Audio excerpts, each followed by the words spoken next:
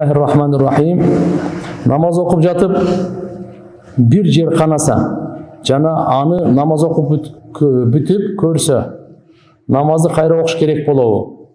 Жана қан ағып кетпесе, дарат бұзылбайбы? Ушул тууралуу кененирээк айтып бериңизчи. Қан bir точкадай жерде чыкса кандай болот? Жана тилинген жерден канаса кандай болот? Мындай туугандар, өзү денеден қан чыкса, дарат бузулат. Эми кеп мындай да, қан көрүндүбү же актыбы? Қан чыгуу эки жакка бөлүнөт. Эгерде мындай эле қан сыйрылып кетип эле көрүнүп турат, бирок аккан жок, буда дарат сынбайт. Намаз окуганыңыздан кийин деле эгерде ушундай болуп калса, сынбайт. А эгерде бул чыгып туруп жылган болсо ордунан, қан чыгып жылган болсо ордунан, анда дарат сынат. Кээде мындай точка болуп калат, ошол жерде туруп калат, катып калат, сынбайт. Бирок эгерде сиз мына менен кылсаңыз, бияка чыктыбы қан, анда сынат. Себеп өттү, жылды деген сөз да. Намазыңызда да ошондой. Эгерде намаздан кийин сиз ошону көрүп калдыңызбы, караңыз, бир жерге тийгенби, тийген эмеспи? Болбосо тараты жаңылап кайталап аласыз. Багымдат намазы кандай учурда каза болот? Насаат медиадагы күндүн чыгуусуна чейин убакыт окуса болот. Намаз убактысы күн чыкканда каза болот. Күн чыкты, каза болот. Багымдат окуй албайсыз, болду. Күн батып атканда шарияттын буйругу окуп кал, ошо күндүн асырын оку дейт да. Ал каза болбойт, ада болот. Багымдат менен шамдыкын айырмасы ушундай. Күн батып атат, жарымы батып калган, жарымы бата элек да, асырды окусаңыз болот да. Башка намазды, казаны да окусаңыз болбойт, башка казаларды окусаңыз да болбойт. Бир гана намазды окусаңыз болот, ошол күндүн асырын гана окусаңыз болот.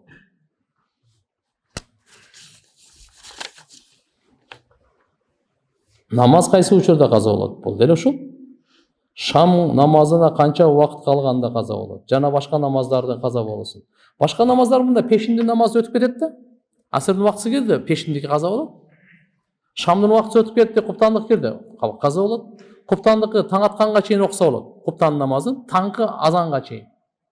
Эгерде убагында айта турган болсо, таң атканга чейин окуса болот да, ошого чейин ада болот. Таң азан айтылып калды, бул каза болуп калат.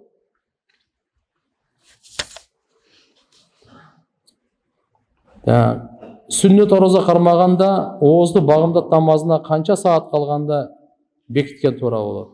Караңыз, убактысы бүгүнкү күндө канчада болуп атат? 6га чейин бекитсеңиз болот го деп.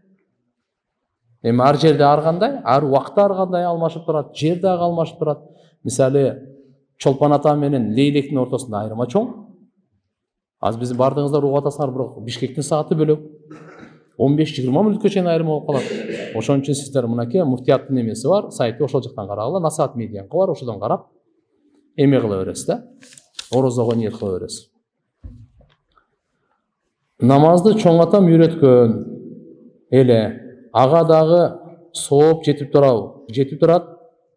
Көз жумганына 1 жыл болду. Дуа кылып коюңуз жамаат менен. Алла Таала рахматын алсын, жайын жаннаттан кылсын. Жунуп болуп көпкө жүрсө, мисалы 6-7 саат жүрүп, анан жуунса, зыяны тийбейби дейт. Тиет таксырла. Жунуп болгондон кийин адам ошо гусул важип болуп калганда эртерээк жуунуш керек. Көпкө жүрүп калса, унутчак болуп калат дедиңиз эле. Аны кайра ордуна келтирсе болобу? Тоба менен келтирсе болот. Кудайга шүкүр 5 убакыт намаз окуйм дейт. Тоба менен келтирсе болот. Муфти Такый Усмани тууралуу айтып бериңизчи. Алла разы болсун.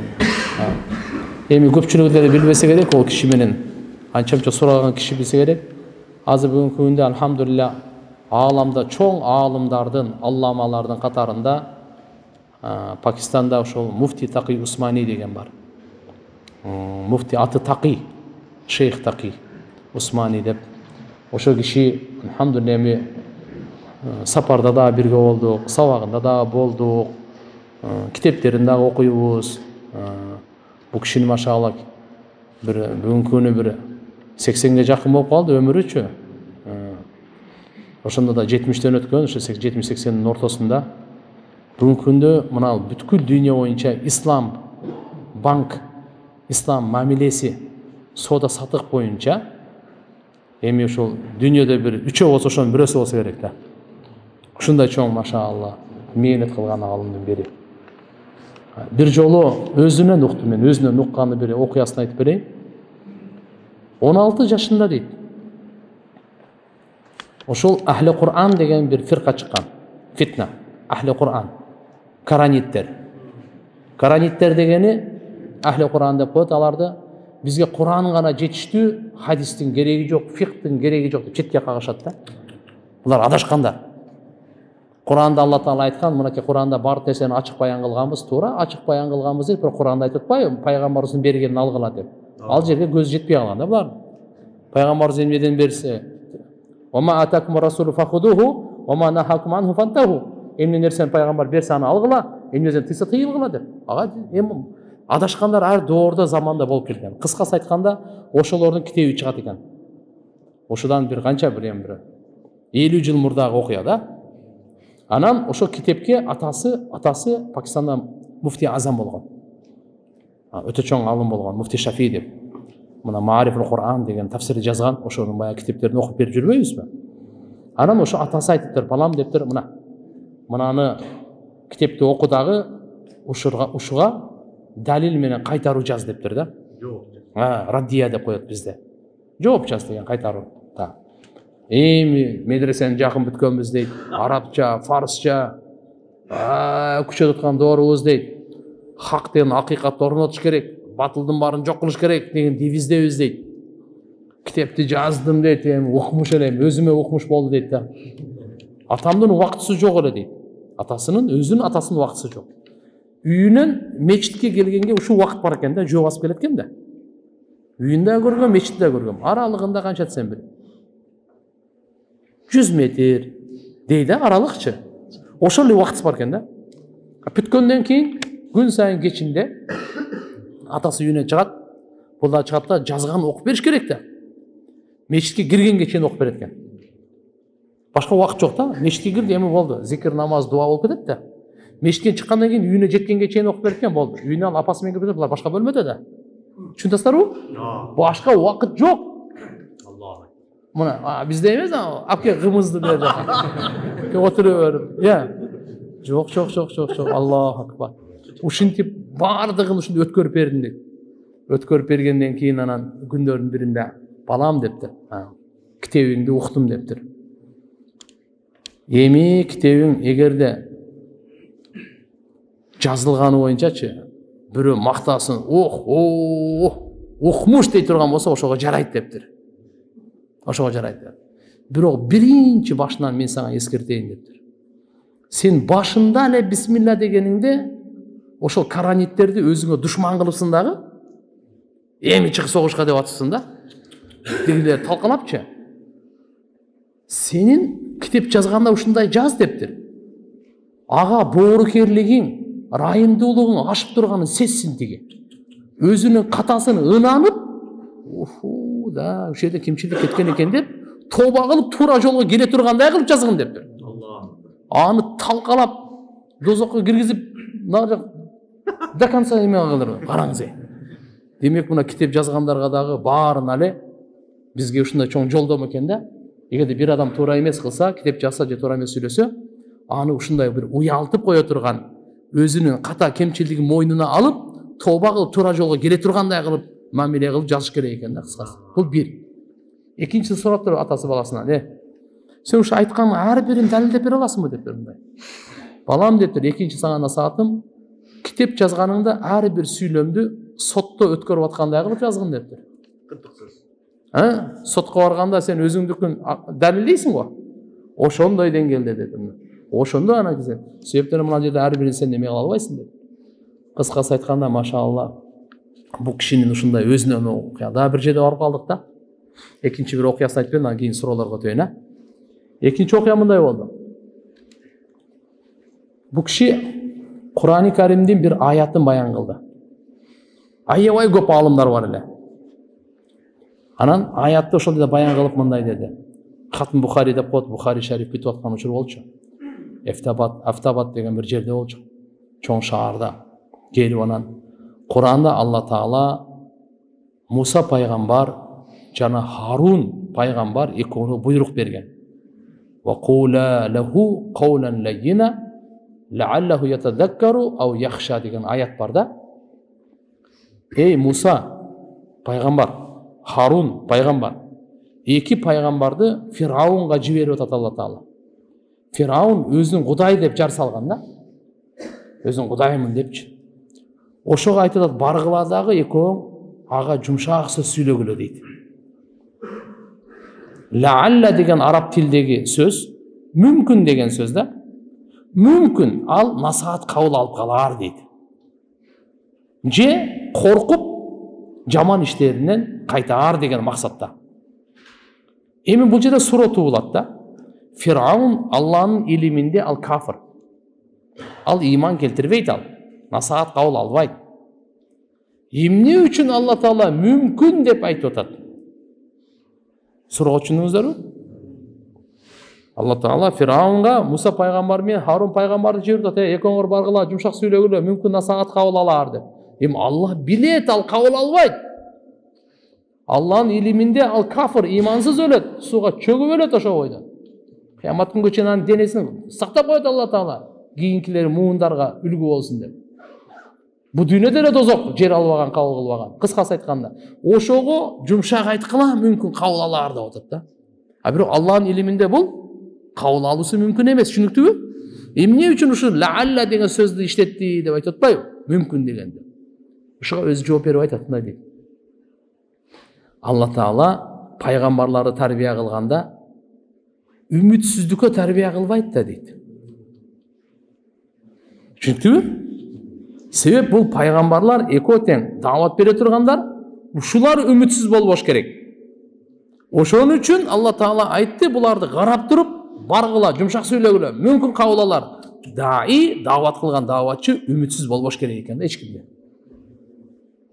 Кандай гана жаман болуп кетпесин. Азыр бүгүнкү күндө мына теңирис деген. Бут параст, башка үмүт менен Кудай кааласа иманга келер, Алланы таанып калар, ла илаха иллаллахны айтар деген. Мынандай үмүт менен депчи. Кыскасы айтканда, бул кишинин иншалла окуялары өтө эле көп. Азыр сиздерге кыска ушул экөө эсимде келгенден айтып койдум да. Телефондон бузуку нерселерди көрүп алам, көрбөйм деп алып, кайра көрүп коем. Кантип напси менен күрөшсөм болот? Карабаңыз, эрктүү болуң. Өнүмдө эстең, арам нерселерди карабаңыз. Киши көрүп калсаңыз, кайра кайтыңыз, истигфар кылың, тооба кылың, я Алла деп. Кечки тамак жеп атасыз да. Кечки тамакты жебей коюң бир күн. Киши напсим накаждать керек те. Эртеси күнү дагы ушундай кылып көрөйүн десе, бир күн тамакты жедирбей коюң. Нормальный болуп калат ал. Кишине азмаз напсыны эме кылыш керек да. Аз тамактан тыйып алсаңыз, тамак менен накаждать этпесеңиз башка кыйын болуп калды. Мен ата-энем менен каяша айтышып, катуу сүйлөп алам. Намазым кабыл болобу? Жандай кылбаңыз. Ата-эне да, каршы айтпаңыз. Сабыр кылып коюп, макул деп коюп, ишти кылып кете бериңиз. Эгерде тилиңиз ушундай чыгып кетсе, карбай алган, аркасынан дароо путун кармап өбүңүз. Колун кармап өбүңүз. Кечирип коюңуз ата, кечирип коюңуз апа. Ушундай мен сүйлөп алдым деп. Дароо шыпырып, тазалап, чай берип, сонун лепешка ысыгынан алып келип, наваттан чай кылып, массаж кылып, башына кичине азмаз зайтундан алып тарса турса. Макулбу? Вот ошондо анан кийин кайыш айтпагы жакшынакай калат. Алардын да жүрөгү эрийт, соо алабыз, Алланын рахматы түшөт. Эми кызматта эми эбегейси да биякта пайдаларычы. Мени Москвадагы жумушка чакырып жатат. Жумушка кирүү үчүн акча төлөйт экен. Кандай деген акча төлөп, пара берип кире экенби деген мааниде болсо, анда болбой калат. Эми өзүнүн взносу бар, ушунча төлөп, страховка же жана башка болсо, анда бөлөк кеп ачыкташ керек да кандай экен. Мен бирөөнү гыйбат кылып алгам. Кантип кечирим сурайм? Мен сизди гыйбат кылганмын десем, өзүмдүн күнөөмдү ачыктаган болбоймунбу? Жок, гыйбат кылып алып да ачыктаган болбойсуз. Барып айтыңыз, мынакей. Урматтуусум бир тууган, мынакей, ушу дүйнөдө эле эсептешип алайлы. Мен сиздин артыңыздан гыйбат кылгам, кечирип коюңуз депчи. Ачык эле, ага көп оор эмес. Шайтан так эле кой туруп айтат да. Гыйбат кылдырганда кылдырып коет. Эми кечирим сурамага келгенде сени айтып атат. Ушул ойдон ахиретке кете бер, нормально сеники деп атат. Сен да ошону угуп, ушу туура айтып атат окшойт деп экиленип калып атасың. Шектенбей сразу барып туруп айт, эртең жашоо Кудай билет барсыңбы жоксуңбу. Жашоого вообще ишенбесең. Барыбыз эле үмүт менен жашайбыз. Бирок качан чакырса чакыра берет ал. Ошон үчүн кимдин акысында калган болсо дароо мамилени тазалап коюшубуз керек. Бишкекте пекарняга иштөө үчүн санитарный книжка керек. Ал үчүн кан тапшырасың. Жана кан аркадагы авыраттан анализ алат. Анализ алган врачтар кыз киши болсо эмне кылам? Азыр эми анализ алган эркектер деле көп го дейм. Врачтар толтурмуш керек, а? Тапса болот да эркектер. Артында да бар экен. Кечиресиздер. Кыяматта Алла Таала убакытты кантип сарптаганыбызды сурайт. Биздин окуу жана жумушубуз ушул суроого киреби? Конечно кирет. Кыямат күнү Алла Субханаху ва Таала ар бир инсандан өмүрдү кайда өткөрдүң деген суроо бар. Ар биринден. Ошо азыр өмүрү өтүп атабы, жетпей эле турабы? Же мына жерде кайсы? Каяка кирдиңизде? Жумушта болсоңуз деле, окууда болсоңуз деле өмүр өтүп атат да. Вот Алла Таала ошондон сурайт. Жумушту так аткарыңыз, зикир дуа менен аткарыңыз, Алладан коркуп аткарыңыз, окууну дагы жакшы окуңуз. Ал жерде арам нерсе, намахрамдардан сактаныңыз. Гусул алгандан кийин жыныстык мүчөдөн уруктук ак нерсе чыкса, гусул бузулабы? Жана кошулгандан кийин дароо гусул алса болобу? Мындайда өзү эң жакшысы туугандар. Гусул алгандан кийин, кошулгандан кийин, же болбосо түшүркөгөндөн кийин туруп бир бошонуп заара кылып алыш керек дагы. Анан гусул кылып жатыш керек. Так, бул эң мыктысы. Болбой калды, экинчиси. Болбоду дегенде колуңузду, оозуңузду, мурдуңузду чайкап анан жатыңыз. Мына бул нерсе. Жөн эле уктасаңыз, анда багымдатка чейин багымдатка чейин туруп, гусул даарат алып жатыңыз. Эми азыркы сиздин сурооңузга. Сиз кошулгандан кийин уктадыңыз. Же болбосо заара кылдыңыз. Мейли, же болбосо бир аз басып жүрдүңүз. Ушундан кийин эгерде гусул алдыңызда, гусулдан кийин уруктук чыга турган болсо, кайра гусул кайталабайсыз. Түшүнүктүбү? Кошулгандан кийин уктадыңыз эле. Же болбосо заара кылдыңыз. Уктадыңыз, же заара кылдыңыз. Эки болду, же болбосо бир топ басып жүрдүңүз. Андан кийин гусул кылдыңыз да, гусулдан кийин уруктук чыкты. Болду. Ал заарада эле кетет. Эгерде бул үчөө болбосо, кайра гусул алыш важип болот анда. Мисалы, уктаган жоксуз, заара кылган жоксуз. Макулбу, басып нар жакпай баскан жоксуз. Барып эле жуундуңуз тияктан кылып туруп. Кийин уруктук чыгып калды. Анда кайрадан гусул алуу важип болот.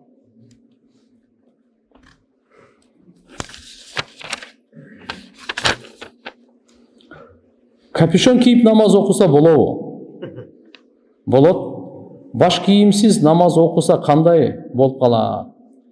Кээде баш кийимсиз болуп калса эчтеке эмес. Бирок адатка алып келүү макруh болот. Капюшон менен мына биздеги мусулман дүйнөсү бар, мына Марокко, Алжир дегендерчи. Ошолор бурнус деген чепкен кийишет, капюшону бар. Ажылыкка барганда, умрада көрүп калсаңыздар керек. Эркектерди, аялдары деле ушундай капюшону бар да. Ахлул Магриб яакулуна албурнус ва ялбисуна яакулуна алкускус ва ялбисуна албурнус дейт да. Алар кускус деген бир тамагы бар экен, ошону жейт, бурнус дейт, ошо капюшону барды кийет депчи. Аларда ушу адат ушундай. Башты жапса болду, окусаңыз болот.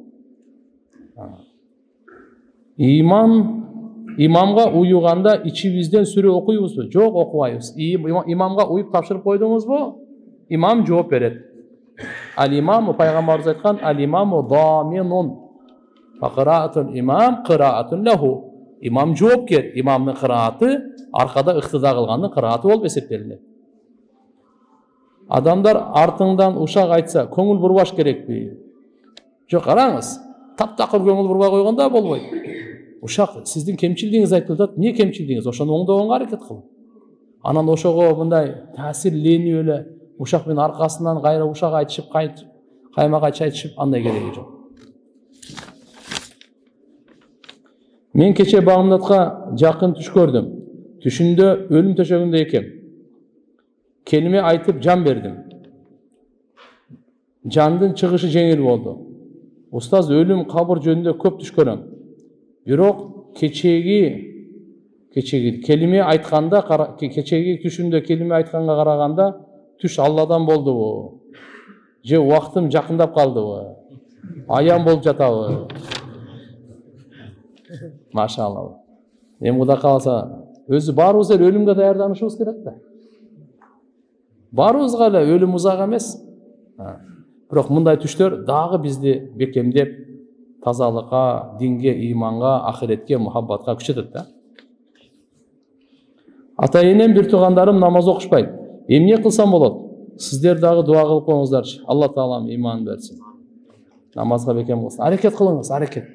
Кызмат менен, икрам, сый менен, дават менен аракет кылыңыз. Болот Кудай кааласа.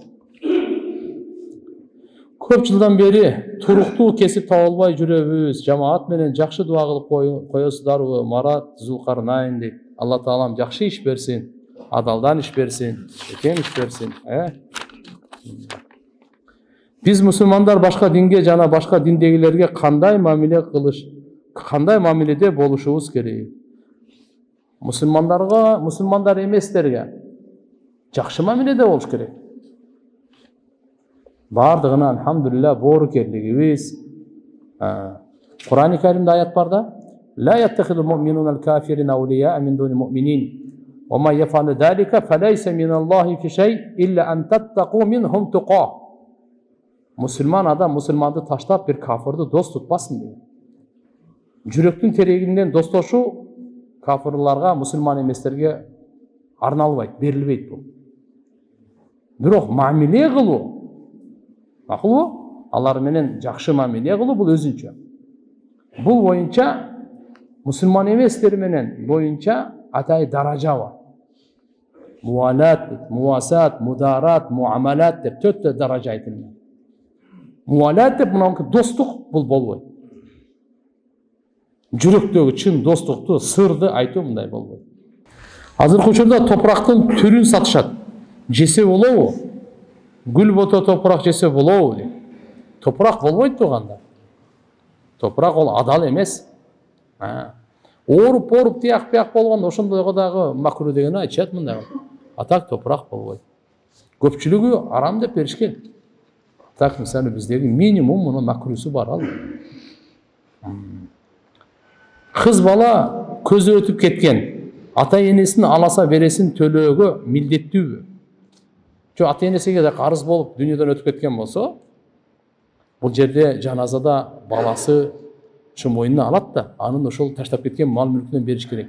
Кыздын мойнуна милдеттүү эмес, бирок берип кое турган болсо, мүмкүнчүлүгү болсо жакшы болот эми. Ата-энесине жеңилдик болот деги дүйнөдө. Атак бул дүйнөдө мисалы ата-энеси өтүп кеткен карыз эле сен беришиң керек деп доолап аны кыйнаганга бирөөнүн акысы жок. Ал мойнуна алган эмес да ал.